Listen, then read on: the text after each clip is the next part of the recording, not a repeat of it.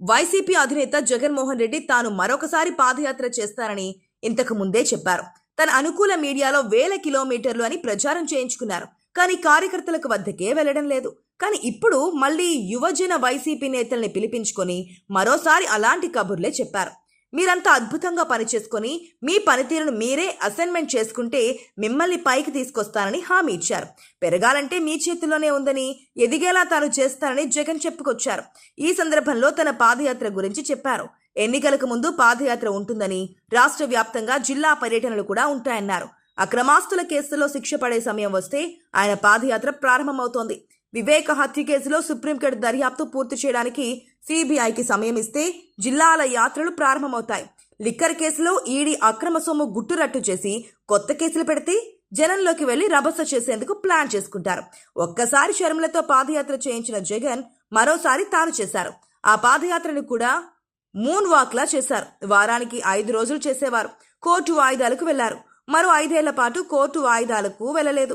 ఇప్పుడు మళ్లీ పాదయాత్ర అంటున్నారు. అవసరం వచ్చినప్పుడు ఈ పాదయాత్ర అంశాన్ని తెరపైకి తెచ్చి లోపలేస్తారనుకున్నప్పుడు ఆయన జనంలో ఉంటారని, హంగామా చేసే అవకాశాలు ఉన్నాయని యువనేతలు కూడా ఇట్టే కనిపెట్టేశారు. ఇక ఆంధ్రప్రదేశ్ అసెంబ్లీ ఎన్నికలు జరిగి ఏడాది పూర్తయింది. టీడీపీ, జనసేన, బీజేపీ ఘన విజయం సాధించి ప్రభుత్వం ఏర్పాటు చేసింది. చంద్రబాబు నాయుడు సీఎం అయ్యారు. జనసేన అధినేత పవన్ కళ్యాణ్ డిప్యూటీ సీఎం అయ్యారు. 2019 నుంచి 2024 వరకు అధికారంలో ఉన్న వైసీపీ ఈ ఎన్నికల్లో కేవలం 11 సీట్లకి మాత్రమే పరిమితమైంది.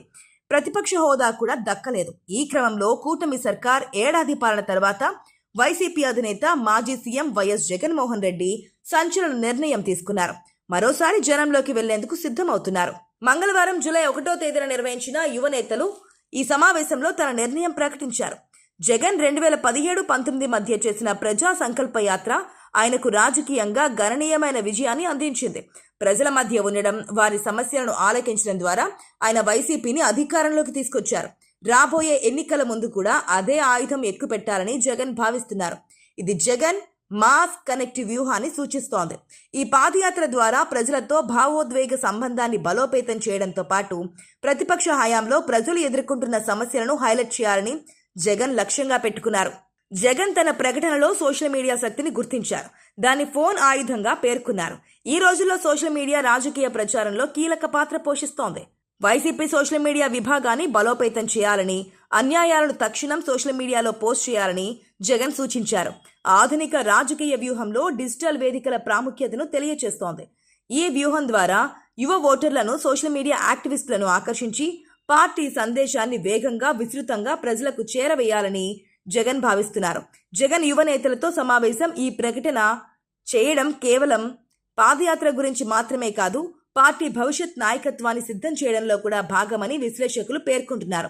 యువ నేతలను ఉత్సాహపరచడం, వారిని సోషల్ మీడియా యాక్టివిస్టులుగా మార్చడం ద్వారా జగన్ రాజకీయంగా చురుకైన డిజిటల్ యుగానికి అనుగుణమైన నాయకత్వాన్ని తయారు చేస్తున్నారు. ఈ వ్యూహం ద్వారా యువతలో వైసీపీ ఆకర్షణను పెంచడంతో పాటు ఎన్నికల్లో కీలక ఓటరు వర్గాన్ని లక్ష్యంగా ముందుకెళ్తున్నట్టుగా తెలుస్తోంది.